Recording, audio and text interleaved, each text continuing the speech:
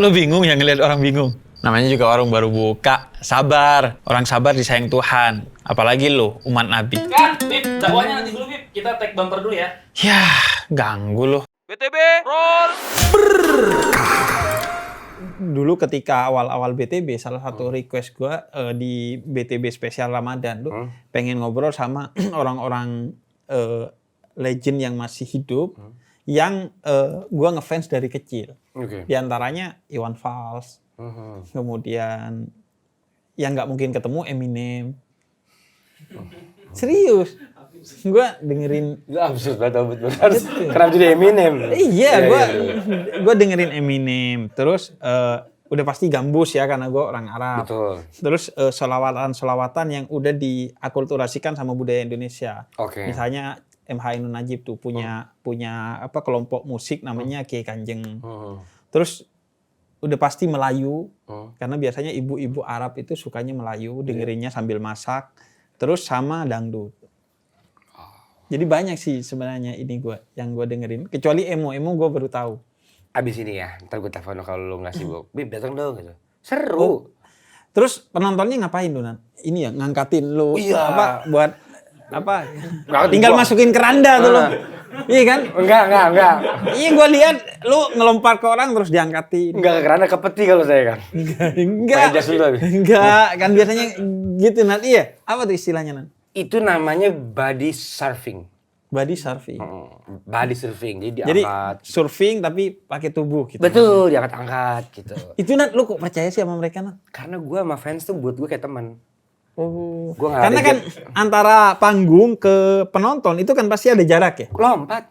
Lu lompat. Pagar gue lompatin. Lu pernah nggak, Nat? Lompat nggak ya? Lompat nggak? Pernah. Akhirnya gue kasih Dustin. Tin, lompat ya. Oh iya, kejedot. Jedot ya. Karena gue tau gak bakal dapat. Karena gue tau ini kejauhan sih. Oh, kejauhan. Tapi kan Anda tahu kan dia kan. Gila, Ada yang gila. hilang kan. Bisa. Bang, takut bang. Ayo, lu katanya anak emo. Siap bang gitu. Oh, Dustin tuh anak emo, Nat? Iya, emo dia. Emo dia. Oh ya, Sejak makanya dia kan Iya, gelannya kan. Oh, kalau itu lebih ke jorok sih. Minimal ganti bau itu, Bib. Bau. Tapi dia emo, Bib. Jadi dulu dia emang suka nonton konser si emo yang band-band emo ini banyak lah di Indo. Dia ternyata ada dari dulu tuh manusia satu. Makanya dia kalau mau lompat seneng. Cuma itu bener kata lu. Lu pernah gak? Gua kasih ke Dustin. Dia kan ada, gue panggil, Tin, ayo Tin lompat. Takut. Tapi akhirnya lompat kan. Dan tapi agak sedikit kena besi tuh. Banyak kenanya sih sebenarnya. Banyak ya. Lu pernah gitu, Nat? Enggak. Enggak. Kalau saya masih pakai otak, Pak. Oh iya. Kalau Itu saya- biasanya apa, Nat? Terakhir. Lu lompat gitu. Terakhir, Bib. Terus setelah itu lu balik lagi ke panggung. Setelah lu lompat tuh. Balik. Kan ada security, Bib. Oh, yang jagain. Pas lompat, Iya. udah di briefing dulu. Ntar gue mau ke sana. Oh, di lagu ya, ini gitu. gue mau lompat nih. Iya, Terus jadi- security nyamperin. Nanti balik lagi lo. Betul. Terus lanjut nyanyi.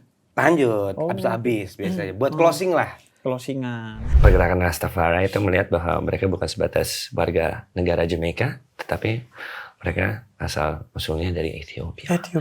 Nah, itu. Tapi sebenarnya juga ada kaitan sih dengan Islam, Bib. Iya. Pada saat sebelum umat Muslim ke Madinah, umat Muslim sempat diperintahkan oleh Nabi. Untuk meminta suaka politik. Iya, Ke di Habesyah kan? Di Habasyah. Ya, Habesyah. Dan muazin Nabi Muhammad, Bilal itu dari Ethiopia. Dari Habasyah. Habasyah. Jadi dikatakan bahwa pada zaman Rasul itu ada kerajaan Nasrani kan ya. Iya. Dan ada namanya Nagasyi ya kalau nggak salah ya. Nah, Raja Najasyi. ya Najasyi. Raja Jadi, yang bijak walaupun Iya. dia bukan Islam. ya, jadi pergerakan Rastafari itu sebenarnya tokoh seseorang. Dia bangsawan Ethiopia dari Solomonic Dynasty. Beliau itu namanya Sekou Tafari dan Ras artinya pangeran. Itu. Jadi- Dan beliau itu adalah dari garis turun Raja Nagasyi. Oh, Raja Najasyi. Iya. Oke. Keren ya? Iya, keren banget. Keren ya? Jadi Raja Najasyi itu yang diutus sahabat-sahabat Nabi untuk meminta perlindungan Nah, itu. kepada Dan Raja Najasyi. Dan justru warna-warna yang identik dengan reggae itu karena pergerakan Rastafari, karena bendera Ethiopia, merah sama hijau. Oke. Itu. Dan itu menjadi ciri khas reggae. Jadi ciri khas reggae. Tapi Merah dan hijau. ada kemungkinan juga pada saat zaman Rasul, mungkin kalau ada bendera situ, ya warnanya merah sama hijau. Iya. Jadi udah ada secara sejarah mungkin udah lekat lambang-lambang itu. Lambang-lambang soal toleransi, perdamaian, keragaman dan sebagainya itu. Nah, soal Raja Najasyi dari Habasyah atau Ethiopia ini mungkin banyak yang juga belum tahu. Jadi sebenarnya dia seorang raja yang beragama Nasrani tapi dikenal bijaksana. Sehingga ketika umat Islam sedang mendapat tekanan di Mekah oleh kafir Quraisy, mereka oleh Nabi Muhammad direkomendasikan untuk minta semacam suaka politik ke Raja Najasyi di Ethiopia ini. Akhirnya berangkatlah diantaranya Sayyidina Utsman dan istrinya ke Ethiopia untuk minta semacam suaka politik, dan ternyata benar di sana mereka mendapatkan perlakuan yang sangat baik. Bahkan kemudian mendengar kabar itu orang-orang kafir mengirim utusan ke Raja Najasyi untuk menghasut, bahkan memberikan gratifikasi, memberikan beberapa harta benda untuk menjadi gratifikasi seolah-olah hadiah, dan akhirnya mereka bilang bahkan mereka bukan hanya mengasih gratifikasi, bersujud kepada Raja Najasyi untuk mengambil hatinya, dan kemudian bilang orang-orang muslim yang kamu berikan suaka politik itu sebenarnya orang-orang yang bahkan tidak menghormati junjunganmu, yaitu Isa Al-Masih dan Maryam. Akhirnya nggak gampang percaya begitu aja karena dia seorang raja yang bijak. Dia tabayun, mengkonfirmasi ke orang-orang muslim yang mendapatkan suaka politik dari dia. Akhirnya dipanggil lah. Kemudian orang muslim ini nggak sujud kepada Raja Najasyi. Dia bilang kami hanya bersujud kepada Tuhan kami. Kemudian setelah itu mereka juga nggak ngasih gratifikasi apa-apa. Dan ketika ditanya mereka bilang, Isa dan Maryam itu bagi kami berbeda dengan orang Nasrani, tapi kami menghormati mereka. Sebagaimana orang-orang Nasrani juga menghormati mereka. Namun penghormatan kami kepada Isa sebagai nabi dan kepada Maryam sebagai perempuan yang agung yang melahirkan Nabi Isa tanpa seorang ayah. Dan akhirnya Raja Najasyi justru respect kepada umat-umat Islam yang dia kasih suaka politik, dan akhirnya justru orang-orang kafir ini yang diusir oleh Raja Najasyi. Dan di akhir hayatnya dikabarkan Raja Najasyi ini akhirnya terpukau dengan pemikiran dan akhlak umat Islam serta sosok Nabi Muhammad, dan dia memilih untuk login, masuk Islam. Dan ketika wafat, Nabi memerintahkan para sahabat-sahabatnya untuk sholat gaib dan mendoakan Raja Najasyi karena kebaikan Raja Najasyi ini. Aku ngawak salah tempat aja pernah. Gimana salah tempat? Salah tempat. Jadi di Ancol sana itu ada gedung Horizon kan, hotel Horizon kan. Nah di tempatnya itu kan pasti gede-gede ada ruangannya kan untuk apa ya? Nah, pas di situ tuh ada acara 2, itu wedding semua, gitu loh. Nah kita datang, diundang, diundang kita berempat. Toh yang naik lagi 3 orang, itu terus udah panitia, terus yang tukang ngawal Sri Mulat itu udah keliru. Udah gini. Nah, yang punya hajat itu pikirannya ini ada orang nyumbang Sri Mulat gitu loh. Jadi simpang siur. Jadi yang punya hajat ya tenang-tenang aja. Wah, ini ada surprise orang nyumbang Sri Mulat, nyerpresin gitu. Panitia ini yang tukang ngawal Sri Mulat itu tuh. Kita ngelawak aja karena dada deh. Terus akhirnya kita turun kan. Yang bukan di sini tadi lamanya di mana? Di sebelah sana. Udah bubar. Mana? Lo tuh udah diminta lagi. Mereka nuntut duitnya. Nah, yang ini nggak mau bayar, aku nggak undang. Itu pernah itu. Tapi itu yang menunjukkan dunia panggung itu keras ya, Mi. Keras. Itu panggung itu keras. Ada stand up komedian, Mi, suruh stand up komedi di acara orang mati. Saya pernah di Medan. Orang mati bener-bener di depan jenazah ngelawak. Gimana itu? Saya Kadir Doyo almarhum Mas Eko Deye. Ngelawak di depan jenazah, bener-bener geleger laki-laki. Lo ngapain undang? Bapak-bapak itu keluarganya nyanyi-nyanyi seneng-seneng gitu. Oh, Batak mungkin. Nah, iya di Medan itu masih di pedalaman gitu, tapi orang kaya kayaknya. Ngundang itu Sri Sri Mulat. Mulat. Saya Eko Deye, Kadir Doyo. Bayangin ngelawak di depan jenazah. Jadi kalau Abed ngomong gitu, saya pernah. Iya. Itu kata jenazah, Janco. Arep guyu isen. dia ketawa yang lain lari. Dia mau ketawa malu lari semua dia. Gitu kan. Dia mau ketawa terus kata malaikat, amalmu opo? Kok cengengesan tuh. Ketemu malaikat mau cengengesan. Bayangin. Yang lama mereka ketawa kan. Tak dilihat ada mainnya ketawa enggak ya. Dan di di Sri Mulatu berarti berbagai hal udah dirasain ya. Udah. Kita luar negeri sampai Mas Tarsan itu saya pernah mau diajak off air di Lebanon lagi perang. Angkat tangan yang berangkat akhirnya Mas Tarsan sama Tukul. Itu katanya Mas, aduh dong, kita ngelawat tentaranya nggak ada yang ketawa, suaranya cuma tuor. Tembakan gitu. Tapi itu saya rasakan di Timur Timur waktu itu. Oh, di saya Timur pernah, Timur. Masih Indonesia Masih tuh. Indonesia. Gitu. Oh, ngelawak. Aku pikir kan pertama kali naik pesawat kan karena aku kepengen naik pesawat. Jadi pertama kali aku naik pesawat itu buat taunya pesawat Hercules. Jadi tempat duduknya mana? Ranjur itu duduk. Jalan gini.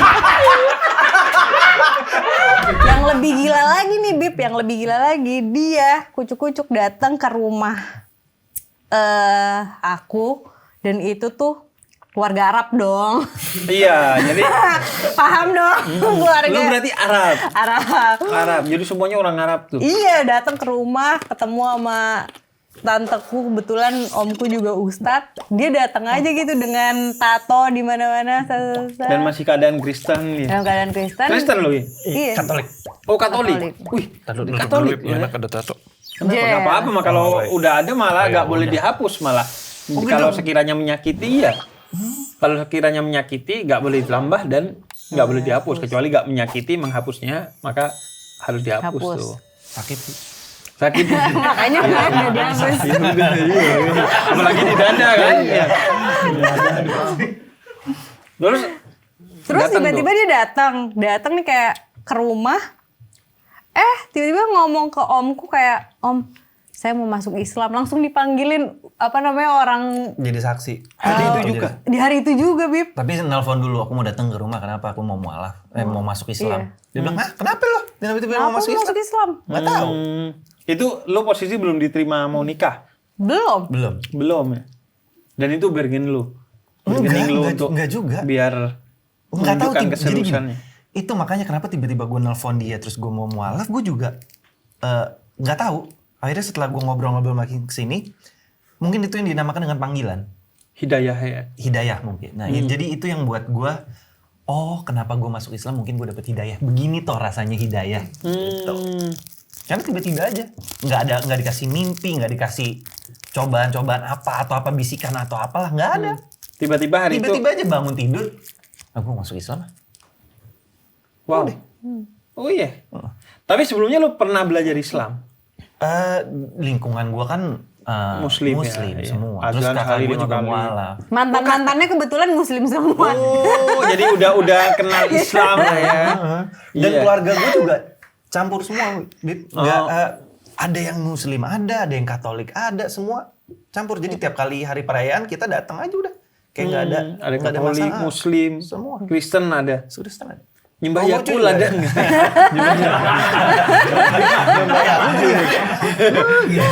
Nyembahnya di gini nih. Kok kan bunyi tuh. Klak klak.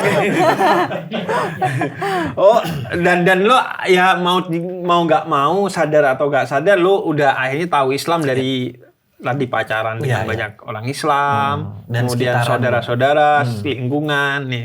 Tapi lo nggak pernah emang serius dulu.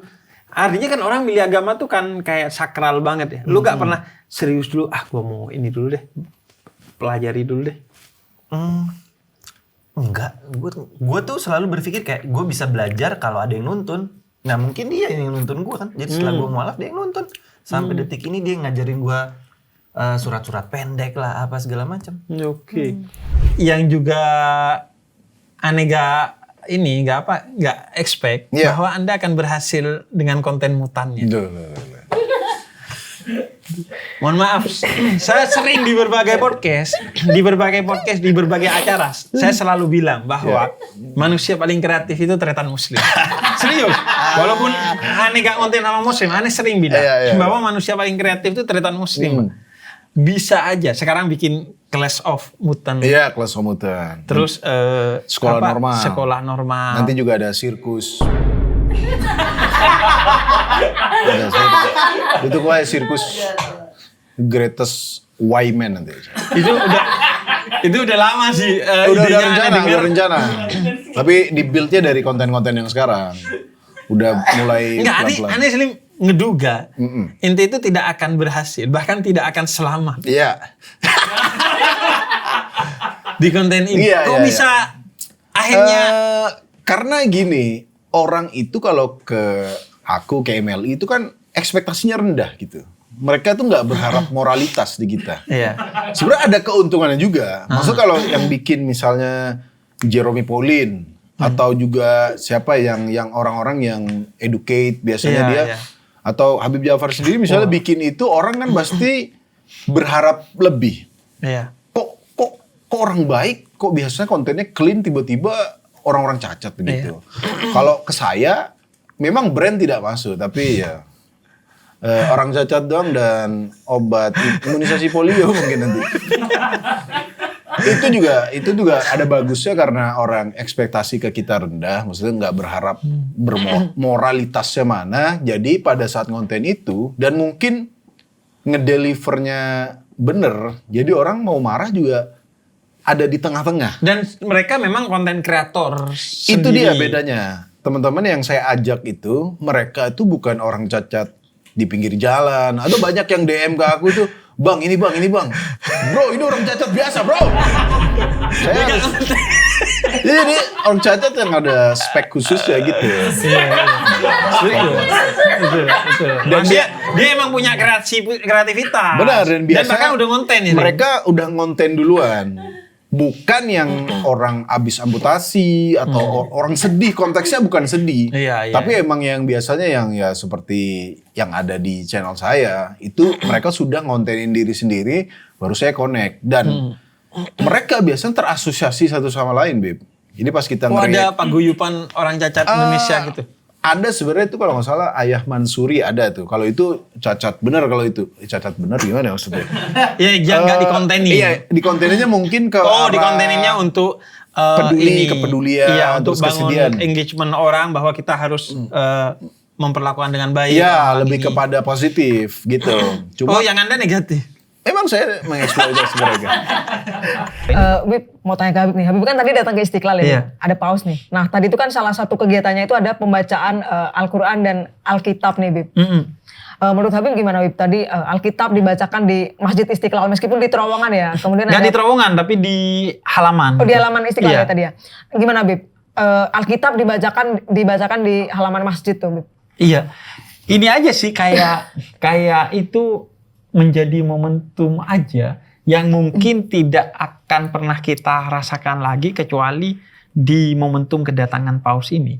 Bagaimana dua kitab suci yang dihormati oleh agama masing-masing. Apalagi kalau dalam Islam kan, kitab suci sebelum Al-Quran juga bagian dari sesuatu yang harus kita imani kan. Sehingga ketika itu kayak momentum. Apalagi yang baca Al-Quran ya itu anak muda, remaja yang disabilitas. Sehingga itu menambah kesyahduan acara tadi. Jadi betul-betul aku ngerasanya ini momentum yang susah untuk terulang lagi dan berharap itu menjadi modal sosial dan modal spiritual bagi setiap umat, baik Katolik, Muslim maupun agama-agama lainnya yang hadir di momentum itu untuk menjadi titik tolak memperkuat lagi persaudaraan antar iman dan antar agama. Tadi Habib dapat berkat paus juga dong, kan paus pas turun tadi kayak memberkati. Iya, jadi pas Jadi satu diinfoin sama apa ya kayak protokoler Istiqlal gitu bahwa nanti mobil paus itu akan berhenti di sini karena kan udah ditentukan tuh titik berhenti. Jadi saya pas ditaruh di titik di mana pas mobil paus itu turun. Makanya video saya bagus tuh POV-nya tuh. Karena pas tuh. Jadi pas paus turun itu pertama yang dilakukan paus itu memberkati. Jadi dia pose salib gitu. Saya kan wah gimana nih? Saya bukan umat Anda.